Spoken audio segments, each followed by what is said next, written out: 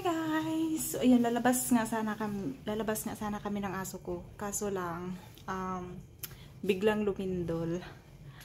Pero sanay na sila dito sa lindol. Hindi na sila natatakot kasi ang patras is laging naglilindol talaga. So, nung una ako dito sa kanila, pangalawang buwan ko ata dito. Grabe, sobrang lakas talaga. Tapos ako lang mag-isa sa loob. Tapos yung aso, ang ginawa ko, kasi first time ko talaga nakaranas ng ganun, na talagang totoo.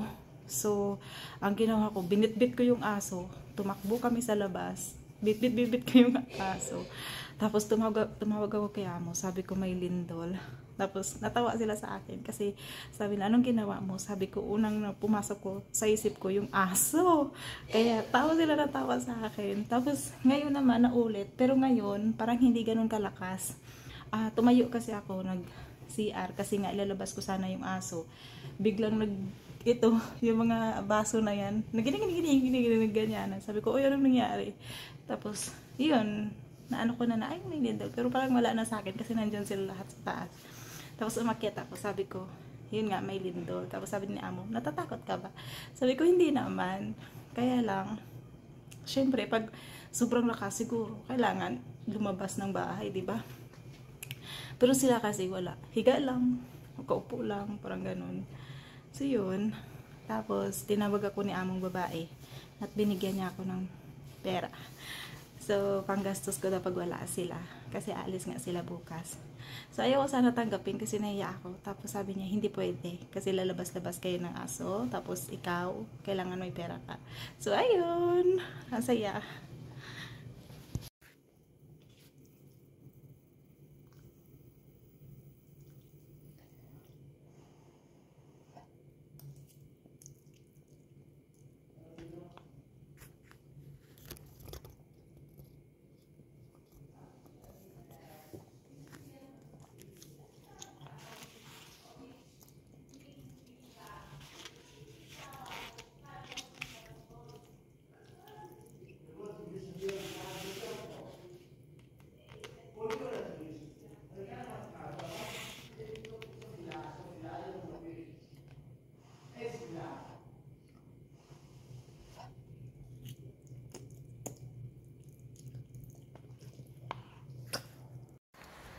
Natapos rin ang packing pero ginabi ako kasi naglakad pa ako ng aso guys.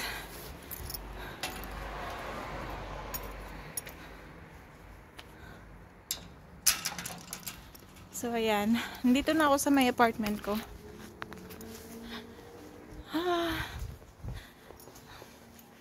Nakakapagod kasi ang daming pinak namin.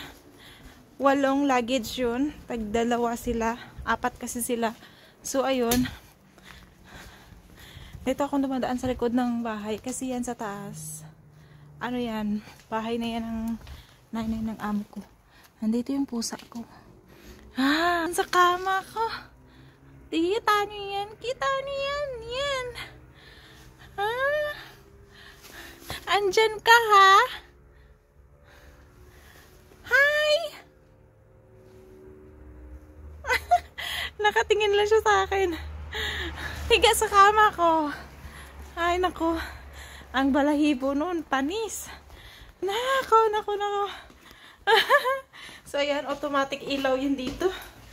May sensor yung lights ko dito, kaya hindi na ako nakalinis ng apartment ko for 1 week, guys.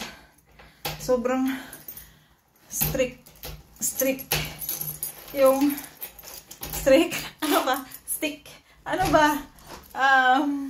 sobrang ng schedule ko. Hi!